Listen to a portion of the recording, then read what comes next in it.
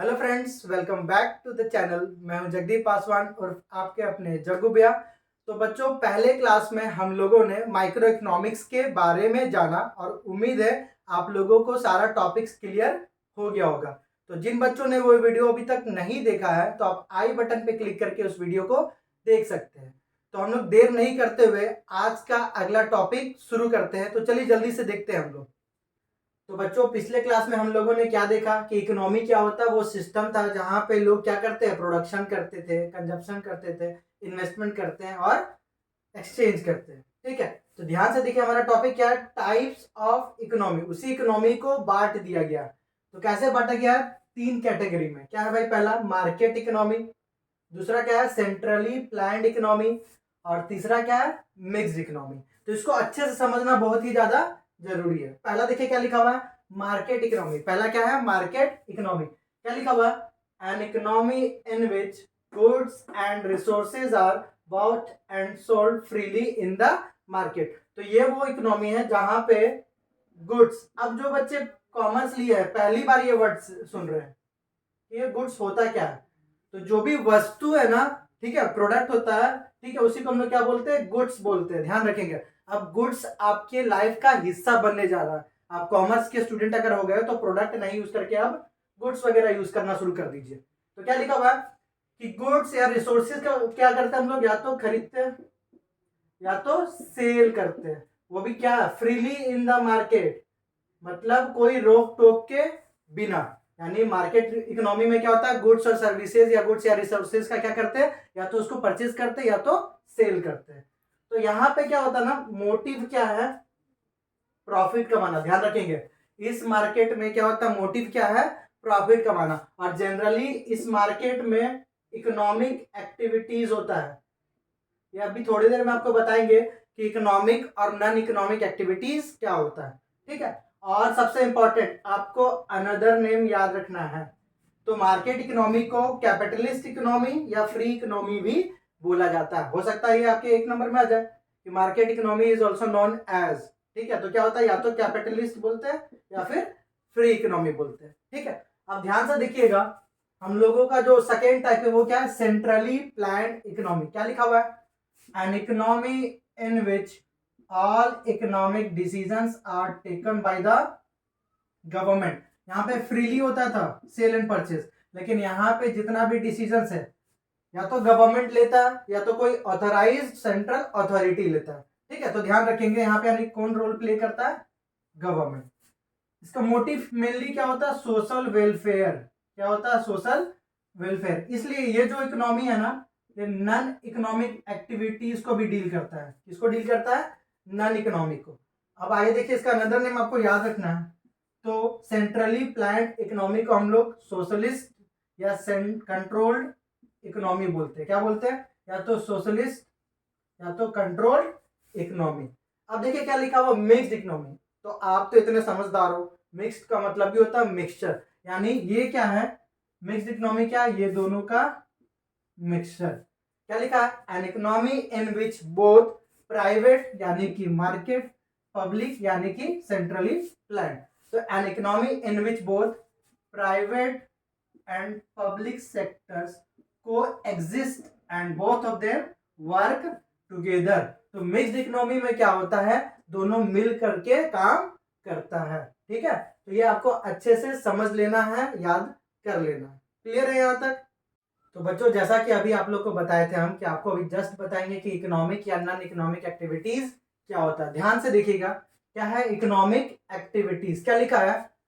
Associated with manufacturing and consumption. ये किससे related है? मैन्युफैक्चर करने से और उसका कंजप्शन करने से। किस चीज का? या तो गुड्स का या तो सर्विसेज का। यानी economic activities are related with the manufacturing of goods and services and consumption of goods and services. तो इसका जो मेन पर्पस है, ये क्यों किया जाता है? Done for monetary gain. ठीक है, तो मॉनिटरी गेन क्या हो सकता है? प्रॉफिट। यानी ये जो इकोनॉमिक एक्टिविटीज है जनरली मनी अर्न करने के लिए किया जाता है। जैसे कि मान लीजिए अगर हम कोचिंग में पढ़ा रहे हैं और बदले में मान लीजिए हमको सैलरी मिल रहा है, पैसा मिल रहा है ना, तो ये किसके अंदर आ जाएगा, इकोनॉमिक एक्टिविटीज। सिंपल सा बात है, जो भी एक्टिविटीज मनी से रिलेटेड है, रिटर्न में आपको क्या मिल रहा है, अगर पैसा मिल रहा है, मनी मिल रहा है, तो वो क्या हो जाएगा, इकोनॉमिक एक्टिविटीज। अब ध्यान से देखिएगा, नॉन इकोनॉमिक एक्टिविटीज में क्या लिखा, done to offer goods and services to others with no purpose of financial gain. यहाँ पे मॉनेटरी गेन कमाने के लिए किया जाता था, लेकिन यहाँ पे no purpose of financial gain, मतलब इसका पर्पस मनी कमाना नहीं है, पैसा कमाना नहीं है। क्या लिखा हुआ है, डन फॉर सेल्फ सेटिस्फैक्शन बोल सकते हो, या फिर सोशल वेलफेयर बोल सकते हो। अब एक एग्जांपल बताएंगे और आपको क्लियर हो जाएगा कि इकोनॉमिक और नॉन इकोनॉमिक एक्टिविटीज में डिफरेंसेस क्या है। जैसे मान लीजिए कि अगर हम किसी स्कूल में पढ़ा रहे हैं और इसके बदले में हमको मिल रहा है सैलरी, तो खुद में सोचिए, सैलरी मिल रहा है मतलब पैसा मिल रहा है, तो किसके अंदर आ जाएगा, इकोनॉमिक एक्टिविटीज में। अब अगर मान लीजिए हम अपने घर के ही बच्चों को पढ़ा रहे हैं, ठीक है, हम अपना ही घर का बच्चा को पढ़ा रहे हैं और उससे एक भी रुपया नहीं ले रहे, मतलब वो मेरा घर का बच्चा है, तो बस उसको हम अपने घर पे पर्सनली ट्यूशन दे रहे हैं और उससे कोई भी पैसा नहीं ले रहे, तो वो किसके अंदर आ जाएगा, नॉन इकोनॉमिक एक्टिविटीज के। हाँ भाई, अभी शादी नहीं हुआ तो बच्चे नहीं है, बट छोटे छोटे भतीजे हैं, तो मान लीजिए अगर उनको हम पढ़ा रहे हैं, ठीक है, और उनके मम्मी से, पापा से, यानी मेरे भैया से या भाभी से अगर हम एक भी रुपया नहीं ले रहे हैं, ठीक है, बस पढ़ा रहे क्या मेरा बच्चा अच्छा कर जाए, तो ये किसके अंदर आ जाएगा, नॉन इकोनॉमिक एक्टिविटीज से।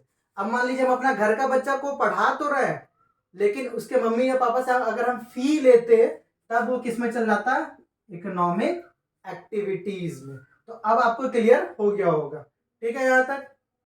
तो बच्चों अब हम लोग समझते हैं हमारा अगला टॉपिक, जो कि क्या लिखा हुआ है, इकोनॉमिक प्रॉब्लम।